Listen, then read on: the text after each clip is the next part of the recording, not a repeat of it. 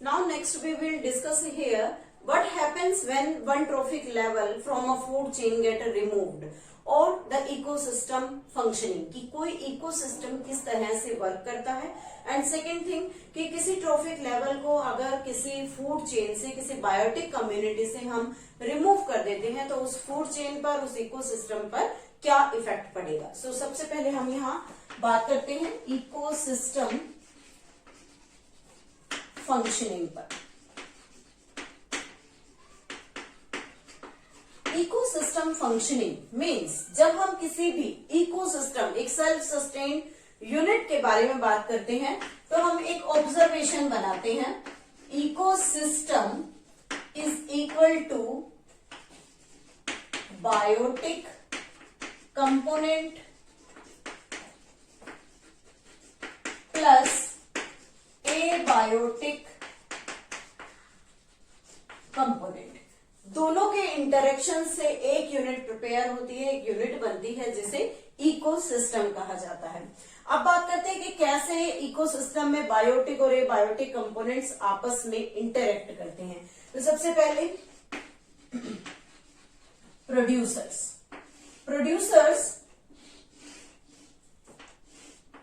इन पर फीड करने वाले हर्बीवोर्स, देन हर्बीवोर्स पर फीड करते हैं कार्निवोर, और कार्निवोर को हम लास्ट लिमिट पर ले लेते हैं यहां पर ओमनिवोर। ओमनिवोर मीन्स जो कि एक कंज्यूमर का ही लेवल माना जाता है।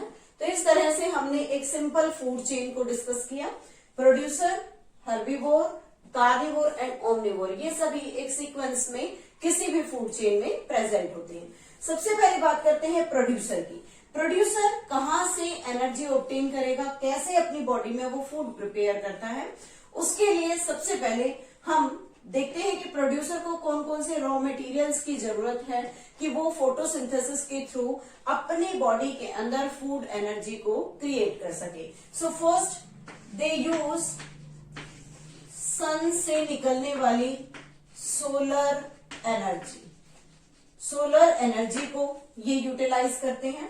Then they take CO2 from air, air से कार्बन डाइऑक्साइड का इनटेक करेंगे। Then next is the water from soil, मिट्टी से इन्हें पानी चाहिए। एंड न्यूट्रिएंट्स फ्रॉम सॉइल, और सॉइल से न्यूट्रिएंट। इन सभी रिक्वायरमेंट के साथ प्रोड्यूसर्स फोटोसिंथेसिस करते हैं। यहां जो हमने पार्ट डिस्कस किए ऑल आर एबायोटिक, सभी एबायोटिक कंपोनेंट्स हैं। देन प्रोड्यूसर ने जो एनर्जी ऑब्टेन की वो हर्बीवोर्स के पास गई, हर्बीवोर से कार्निवोर, कार्निवोर से ओमनिवोर, सभी में स्टेप बाय स्टेप एनर्जी का ट्रांसफर हो गया। Then after that what will happen, this producer can be feeded by this herbivore and directly this producer can be eaten by this omnivore. Omnivore भी इस producer पर feed कर सकता है, इसे खा सकता है। देन herbivore also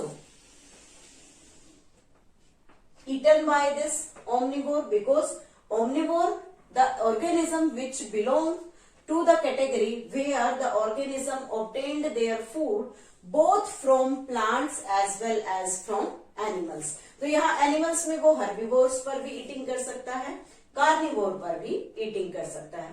तो इस तरह से एक फूड चेन में एनर्जी ट्रांसफर हुई। देन अब इन सभी ऑर्गेनिज्म का जो वेस्ट मैटर होगा, उस वेस्ट मैटर को कैसे डिकम्पोज किया जाए, कैसे उस वेस्ट मैटर को हम वन स्टेप टू अनदर, जैसे कि डिकम्पोजिशन होगा, after that the step formed is nutrient, कि उस न्यूट्रिएंट को मिट्टी में कैसे मिक्स किया जाए या उसका लेवल इंक्रीज करते हैं। So there is the decomposer.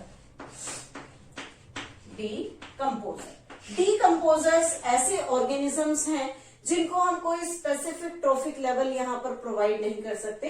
Decomposers all over the environment present होते हैं, पूरे एनवायरमेंट में हर जगह पर डिकम्पोजर्स प्रेजेंट हैं। तो इन डिकम्पोजर्स की हेल्प से जो न्यूट्रिएंट्स हैं वो डिकम्पोजिशन प्रोसेस से प्रोड्यूस होंगे और मिट्टी के अंदर यहाँ पर मिक्स होते हैं और इंक्रीज करते हैं सॉइल की फर्टिलिटी पावर को। So plant waste used by the decomposers, herbivore waste is used, carnivore waste as well as the omnivore waste, means हर तरह से जो वेस्ट प्रोड्यूस हो रहा है उस वेस्ट को डिकम्पोजर यहाँ से डिकम्पोज करते हैं और डिकम्पोजिशन के बाद उसे न्यूट्रिएंट के फॉर्म में सॉइल में मिक्स कर देते हैं। देन सॉइल से वही न्यूट्रिएंट प्रोड्यूसर गेन करता है and again the energy transfer takes place. तो इस तरह से हम यहाँ कह सकते हैं कि जो ऑर्गेनिजम्स हैं वो कैसे एक लेवल से दूसरे लेवल पर डिपेंड करते हैं अपनी फूड एनर्जी के लिए, एज वेल एज जो प्रोड्यूसर है वो कैसे एबायोटिक एजेंट्स के साथ अटैच्ड है या उनसे इंटरेक्ट करता है और ओवरऑल ये एक इकोसिस्टम को फॉर्म करते हैं। सो this is all about the ecosystem functioning. Now next हम डिस्कस करते हैं कि अगर फूड चेन से किसी ट्रॉफिक लेवल को रिमूव कर दे then what will happen. What happens when one trophic level removed from a food chain। एक फूड चेन से अगर किसी स्पेसिफिक ट्रॉफिक लेवल को रिमूव कर दे तो क्या होता है। उससे पहले हम एक फूड चेन कंसीडर करते हैं, सिंपलेस्ट टाइप की food chain, plant, deer and then lion. ये हमारे पास एक 3 स्टेप की सिंपलेस्ट फूड चेन है। अगर हम इस फूड चेन से डियर्स को यहां से फिनिश करते तो डियर यहां पर सेकेंड ट्रॉफिक लेवल पर प्रेजेंट ऑर्गेनिज्म है। सपोज दैट हमने यहां से डियर्स को हटा दिया, डियर्स को एक्सीडेंटली यहां से हमने रिमूव कर दिया। Now what will happen to the food chain. तो इस फूड चेन का क्या होगा। सिंपल थिंग इज दैट कि जो लॉयन है, लॉयन यहाँ डियर से अपना फूड ऑब्टेन करते थे, लेकिन अब डियर की एब्सेंस में लॉयन को यहाँ पर फूड अवेलेबल नहीं होगा। तो ऐसी कंडीशन में there will be the lion will die due to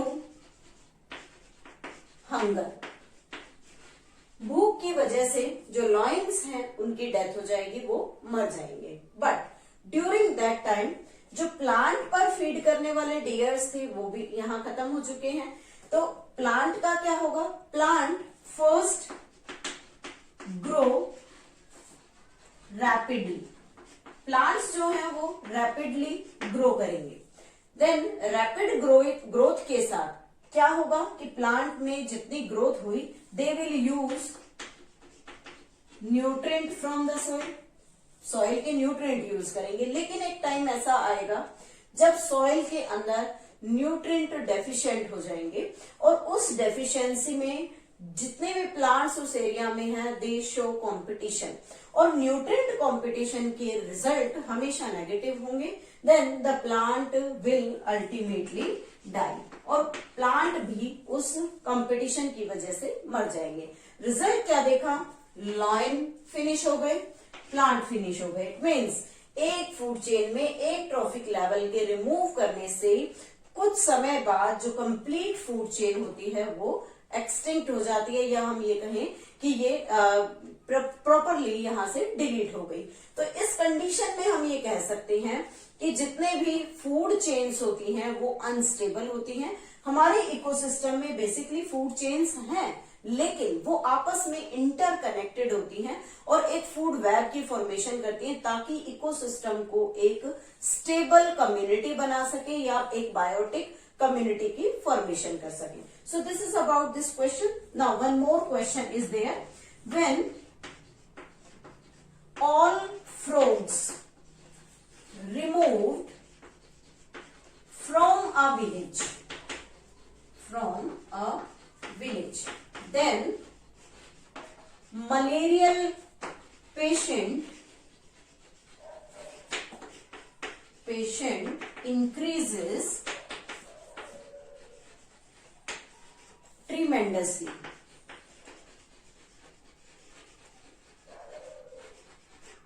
Why? Question पूछा है कि एक गांव में, एक विलेज में अगर सभी फ्रॉग्स को रिमूव कर दिया जाए, किल कर दे, तो वहां पर ये देखा गया कि जो मलेरियल पेशेंट्स हैं उनका नंबर इंक्रीज हो गया। तो फ्रॉग को हटाने और मलेरियल पेशेंट का इंक्रीज होना, इन दोनों के बीच में क्या रिलेशन है, क्या कारण है ऐसा कि फ्रॉग के रिमूव करने से मलेरियल पेशेंट्स का नंबर इंक्रीज हो जाता है। इस सिचुएशन को हमें यहाँ रीजन के साथ सोल्व करना है। नाउ व्हाट विल हैपन, तो हम यहाँ पर थोड़ा ब्रॉड माइंडेड व्यू में सोचेंगे कि हम पहले एक फूड चेन को डिस्कस करते हैं। फूड चेन में थोड़ा सा दिमाग लगाकर देखते हैं कि जो मलेरियल पेशेंट का इंक्रीज होना है, basically it is related to the mosquito, because malaria का पैरासाइट है प्लाज्मोडियम, और प्लाज्मोडियम बिना मॉस्किटो बाइट के ह्यूमन बॉडी तक ट्रांसफर नहीं हो सकता। इट मीन्स यहाँ मॉस्किटो का कोई रिलेशन फ्रॉग के रिमूवल के साथ है। तो यहाँ पर बेसिक क्या होगा या क्या हुआ होगा, फ्रॉग्स यहाँ प्रेजेंट है, it means there is a pond, pond में यहाँ मॉस्किटो भी अपने लार्वा बनाता है, यानी कि मॉस्किटो यहाँ पॉन्ड में एग ले करने के लिए आता है और फ्रॉग भी यहाँ पर एग ले करने के लिए आएगा। देन यहाँ फ्रॉग का जो लार्वा होगा, जिसे हम क्या नाम देते हैं, tadpole larva. Tadpole larva, tadpole larva क्या करता है कि जो मॉस्किटो के एग्स होते हैं उनसे जो लार्वा निकलता है उस लार्वा पर फीडिंग करता है। अब टेडपोल लार्वा मॉस्किटो के लार्वीज फीड कर रहा है, इट मीन्स जो मॉस्किटोज की पॉपुलेशन है वो धीरे धीरे रिड्यूस हो जाएगी। एट दैट टाइम ही हमने क्या किया, फ्रॉग्स को यहाँ से रिमूव कर दिया। तो अगर फ्रॉग को रिमूव कर देते हैं तो यहाँ टेडपोल लार्वास खत्म हो जाते हैं। देन जो मॉस्किटो यहाँ एग ले करने के लिए आएंगे, उन एग से लार्वीज निकलेंगे और ये लार्वी मैच्योर होकर यानी कि एडल्ट होकर फिर से क्या बना देंगे, मॉस्किटोज। और उस मॉस्किटो के ज्यादा इंक्रीज होने की वजह से रिजल्ट क्या होगा कि उस विलेज में जो मलेरियल पेशेंट्स हैं उनका नंबर यहाँ पर इंक्रीज हो जाएगा। So this is the basic reason why the removal of frog causes the increase in the malarial patients in that village. So this is all about the basic causes why we what happens when we remove a specific trophic level from a food chain.